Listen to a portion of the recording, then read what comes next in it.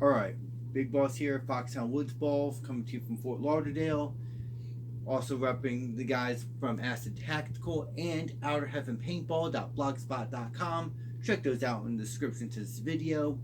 Now, before I get into this, full disclosure, I do work with Acid Tactical. I run their Teespring shop. I also do art and marketing, so I cook up some of the ads and stuff like that. I do some of the advertisement videos I've been working on, keep it under wraps here and there.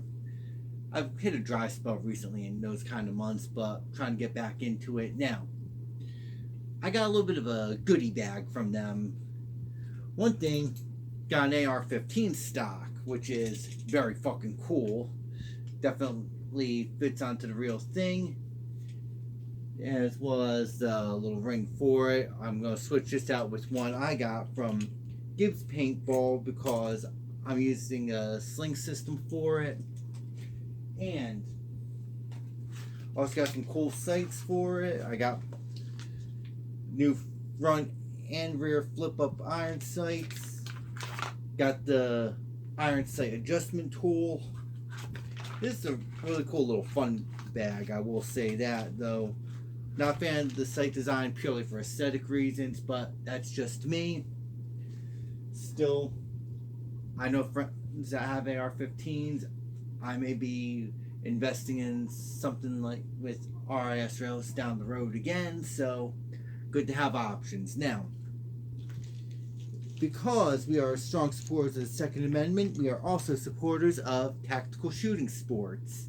That's going to be your paintball, your airsoft, and even your simunition stuff, because some people are trying to do that stuff too. Now, all you guys know, my Tippmann X7 outfitted with the Takamo MK7 mag bed kit.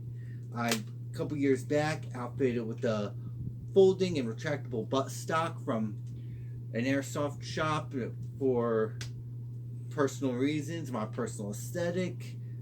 Managed to get a Gibbs paintball end cap for my X7, which allows you to use AR buffer tubes on here, which is really fucking cool. But this stock's pretty damn good, but it's a little old. It's seen its fair share of the battlefields of paintball. I want to go with a more contemporary and classic setup, even though I'm running my rifle / carbine set. I'm going to rig this up to be more of a rifle with a solid stock because of the problems I'm having with this folding part on the butt. So, going to do, remove the butt stock here. I'm going to unscrew this AR buffer tube, which was short but very cool, I might add. Now, before I forget, this butt stock, this has everything seen. This has the buffer spring, and it also has the buffer itself. Now, these are a new generation from the ones that came out during Vietnam. This has 2 steel, 1 tungsten nylon. The thing is that you put the buffer in like this, and this is held by a little pin in the buffer tube assembly.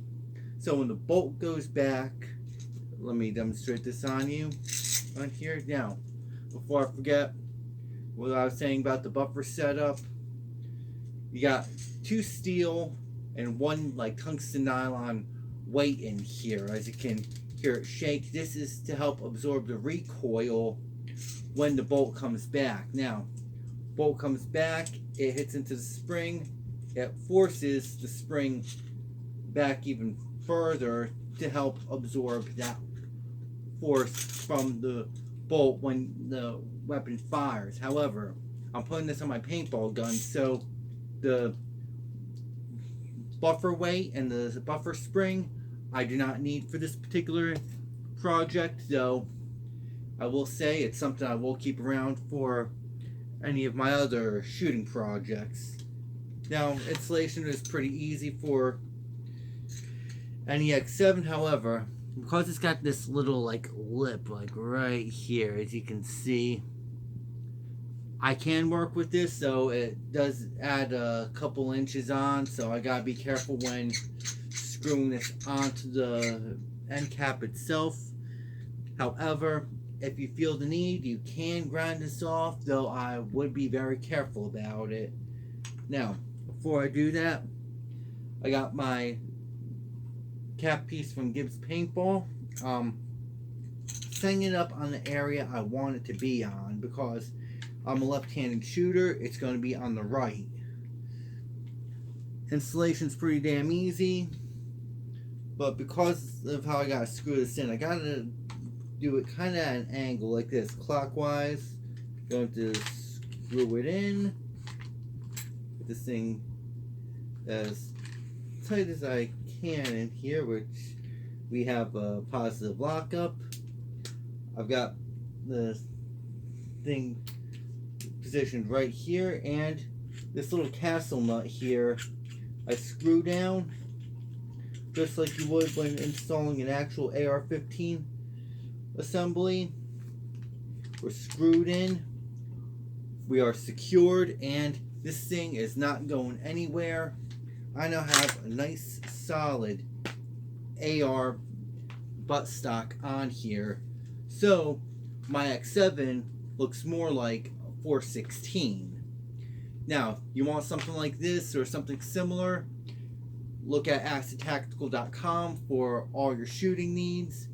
If you want articles on tactical paintball, if you want to get into that particular style of paintball for being a veteran player, new player, or just want to try paintball for the hell of it, you can check out my stuff over at outerheavenpaintball.blogspot.com. If you guys need cool tactical merch for your love of the second, politically incorrect stuff, or something that's just makes you proud to be American, check out the Teespring shops for both Acid Tactical and Outer Heaven Paintball. And with that, I'm out of here.